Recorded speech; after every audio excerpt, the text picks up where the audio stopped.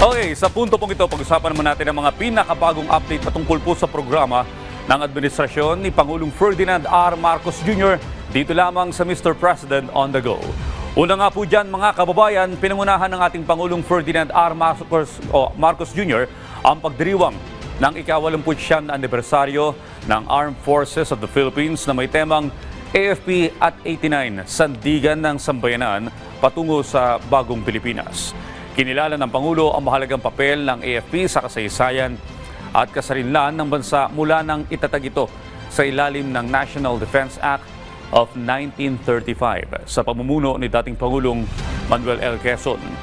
Batid din ng Pangulo ang kakayahan ng AFP na magbago at umangkop sa hamon ng makabagong panahon, lalo na sa harap ng mga pagbabago sa pagprotekta ng seguridad, gaya ng mga banta sa cyberspace at patuloy na geopolitical tension. Bilang pagkilala sa dedikasyon ng AFP, pinuri ng Pangulo ang pagsisikap ng administrasyon na suportahan ang modernisasyon ng hukbo, kabilang narito ang pagpapalakas ng kakayahan sa cybersecurity at pag-akma sa makabagong teknolohiya upang higit pang mapanatili ang seguridad sa ating bansa.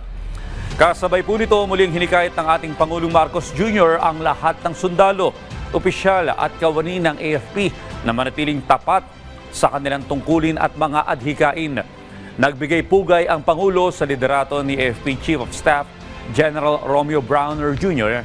at sa lahat ng mga natatanging miyembro ng militar sa pagpapamalas ng katangi-tanging serbisyo na anyay simbolo ng patuloy na pagsusumikap ng sandatahang lakas para sa kapakanan ng bayan.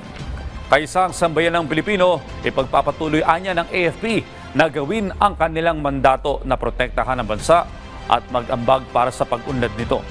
Pangako ng AFP na bibigyan nila ng prioridad ang transparency, pagsusulong ng kapayapaan, professionalism at service excellence.